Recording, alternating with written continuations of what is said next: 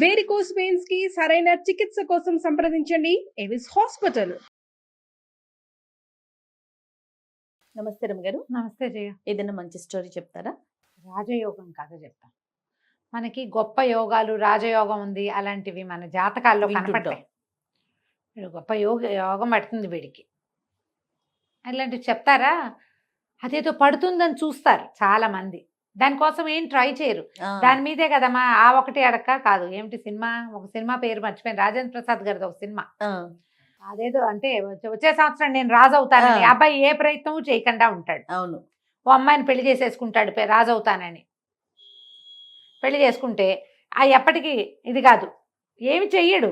చేయకపోతే ఎట్లా అవుతుంది? అదే కదా. ఏదో మర్చిపోయాను, రంభ అమ్మాయి యాక్ట్రెస్ ఫస్ట్ సినిమా అది నాకు గుర్తుంది. ఆ ఒకటి అడక్క ఏమిటో మరి పేరు గుర్తులేదే. కాదు రమ్మగారు. అయ్యో రామా, నేను చాలా సార్లు చూసా ఆ సినిమా. ఓకే, ఇంట్రెస్టింగ్ గా ఉంటుంది. అదొక చందమామ కథ బేస్డ్ గా వచ్చిన సినిమా ఏదయ్యా. అయితే ఇప్పుడు ప్రతి వాళ్ళకి జాతకంలో ఎవరో ఒకళ్ళు చిలక చూసి చెప్పుకున్నా నీకు యోగం ఉందంటారు. ఆ యోగాల కోసం ట్రై చేయరు. యోగం కోసం ట్రై చేసిన ఒక హీరో గురించి చెప్పుకుందాం మనం. తప్పకుండా. అయితే బాలాపిపురం అని ఒక రాజ్యం. ఆ రాజ్యాన్ని చుట్టుపక్కలంతా కొండలట.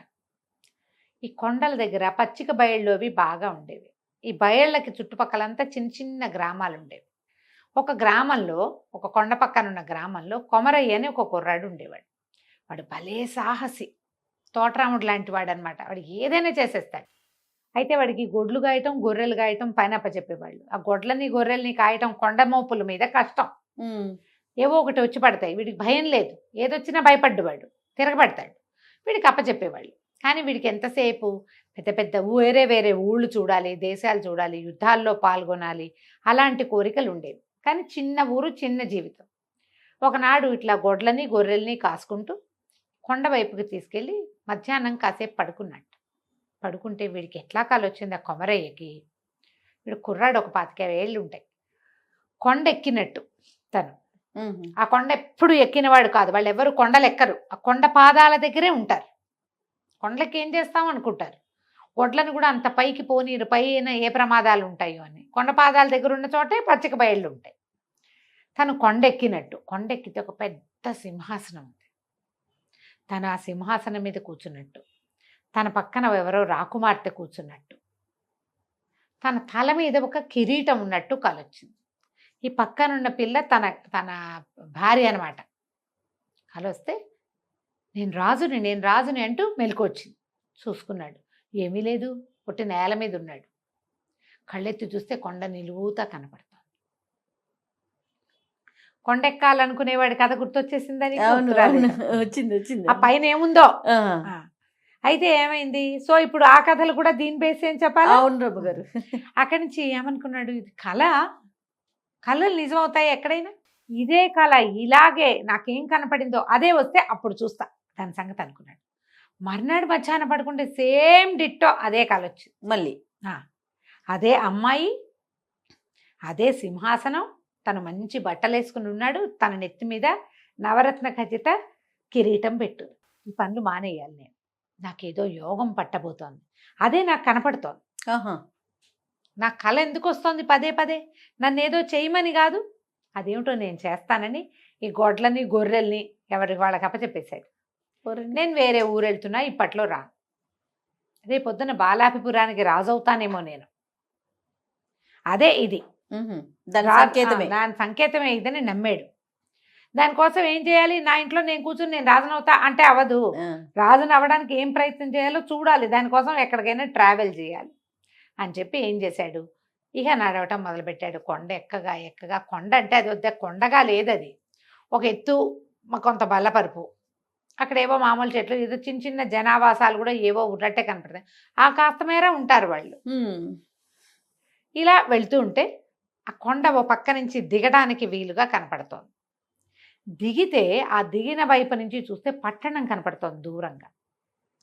ఆ దిగడానికి పూనుకున్నాడు.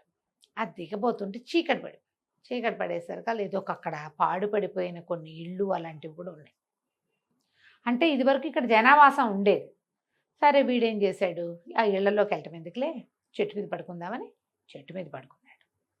పడుకుంటే మాటలు వినపడుతున్నాయి సన్నగా. ఇదేమిటి కొండ మీద ఇప్పటిదాకా మనిషి వాసన లేదు, మనిషి పొలకవు లేని చోట మాటలు వినపడ్డం ఏమిటి, దెయ్యాలు మనలాగానే మాట్లాడుకుంటాయా ఏమిట్రా అని చూస్తే నలుగురు వ్యక్తులు వస్తున్నారు. నలుగురు మంచి దృఢకాయలు, బుర్ర మీసాలు, బ్రహ్మాండంగా ఉన్నారు, భారీ కాయలుగా కనిపిస్తున్నారు. వాళ్ళు ఈ చెట్టుకి అవతల పక్కన ఒక పాడుపడిన ఇల్లు చూశాడు కాదు మనవాడు కొమరయ్య, ఆ పాడుపడిన ఇంట్లోకి వెళ్ళారు. ఓహో ఇక్కడ ఎవరో మనుషులు ఉంటున్నారనమాట, ఏమిటో చూద్దామని చెట్టు దిగేశాడు. దిగేసి చల్లగా ఇంకో పక్క నుంచి ఆ ఇంట్లోకి ప్రవేశించాడు. నలుగురు కాళ్ళు చాపుకుని పడుకుని ఉన్నారు. వాళ్ళు పడుకుంటే మాట్లాడుతున్నారు. వీళ్ళు దొంగలేమో అనిపించింది. వాళ్ళ దగ్గర మూటలు, సామాన్లు, కత్తులు, పిడిబాకులు అన్నీ తీసి పక్క పెట్టారు. అందులో ఒకడు కాళ్ళు చాపుకున్నవాడు, ఎరా గుంటనక్క ఇవాళ ఏం దొరికిందిరా నీకు అని అడిగాడు. అడిగితే రెండోవాడు, నలుగురు ఉన్నారుగా, ఒకడు నాయకుడు, ముగ్గురు అతని వీళ్ళు అనమాట, సైన్యం లాంటి వాళ్ళు పక్కన ఉండేవాళ్ళు, తోడుండేవాళ్ళు. ఆ గుంటనక్క చెప్తున్నాడు, ఇవాళ నాకు ఒక వ్యాపారస్తుడు కనపడ్డాడు. వాడి దగ్గర భలే కోటు ఉందన్నా, ఎంత బాగుందో కోటు. ఆ కోటు ఏం లేదు, మనకు డబ్బులు కావాల్సి వచ్చినప్పుడల్లా కోటును తిరగేసి బోర్లు ఇస్తే మొహరీలు రాలుతాయి అందులోంచి. ఆయన విప్పి పెట్టి స్నానానికి వెళ్ళాడు, నేను కొట్టుకొచ్చేసా, ఇదిగో అన్నాడు అని గోడకి తగిలిచ్చాడు. ఒక చక్కటి కోటు అది. ఆ కోటు వేసుకోవడానికి బాగుంటుంది, చూడడానికి బాగుంటుంది, కావాలంటే దాన్ని తిరగేస్తే అందులోంచి మొహరీలు రాలుతాయి. బాగుందిగా, బ్రహ్మాండంగా ఉందిగా. ఇంకొకరిని పిలిచాడు, ఎరా జిత్తులు మారి నువ్వేం తెచ్చావురా అని ఇంకొకరిని అడిగాడు.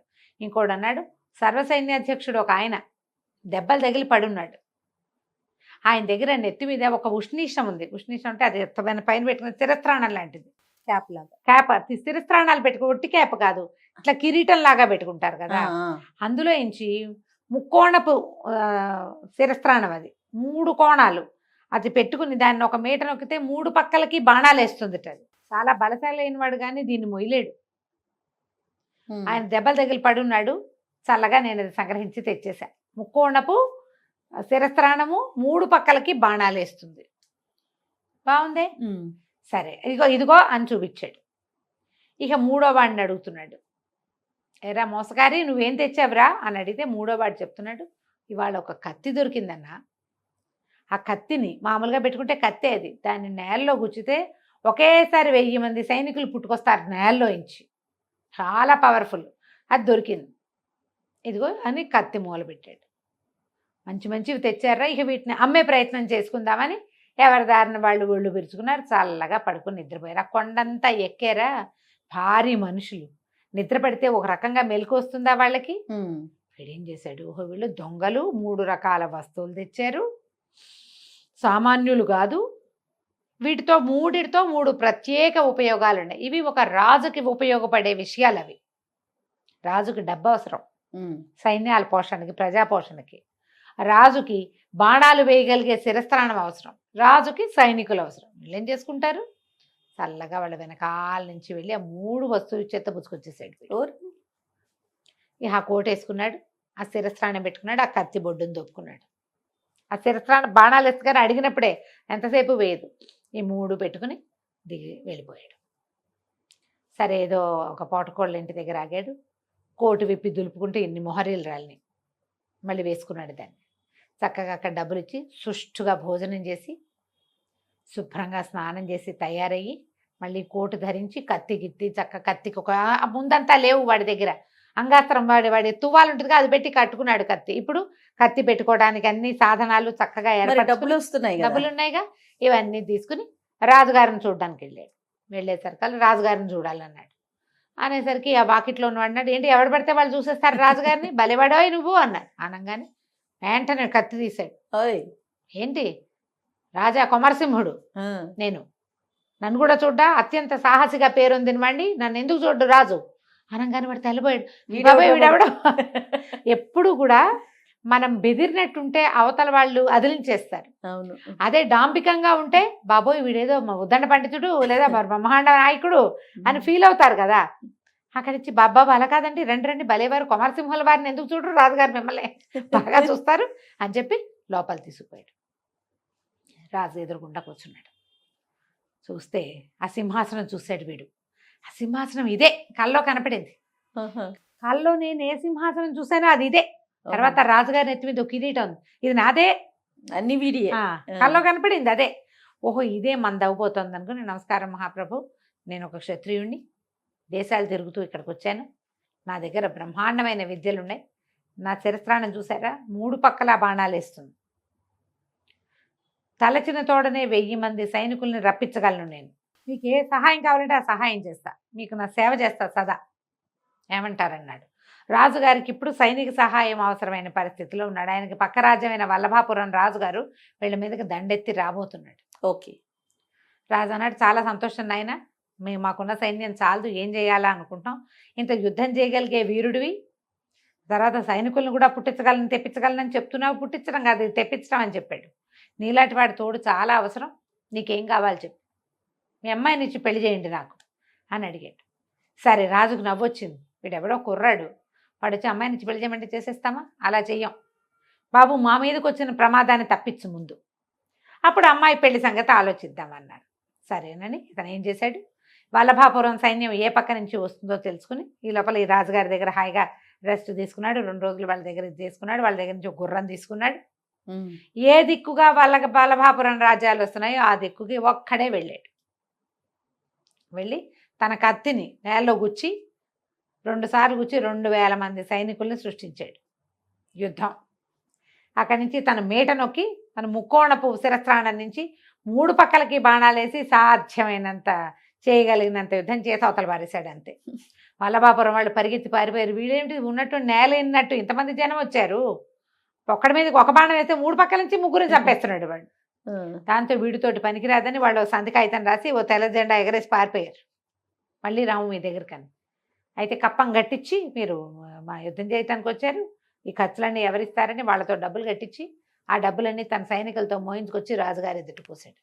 రాజు ఆశ్చర్యపోయాడు. ఆయన కొంతమంది చారులను పంపించి తెలుసుకున్నాడు, వల్లభాపురం వాళ్ళు జన్మలో రారు ఇంకా, పైగా వాడు ప్రచారం చేస్తాడు, వీడి దగ్గరికి వెళ్తే ఇక్కడ ఎవడో ఒకడు ఉన్నాడు బ్రహ్మాండ నాయకుడు, వీడు మామూలు వాడు కాదు, 3 పక్కల బాణాలు వేస్తాడు, ఇవన్నీ చెప్పుకుంటారు కదా, దాంతో ఇంకెవరు రారు. దాంతో రాజుగారు చాలా సంతోషించాడు.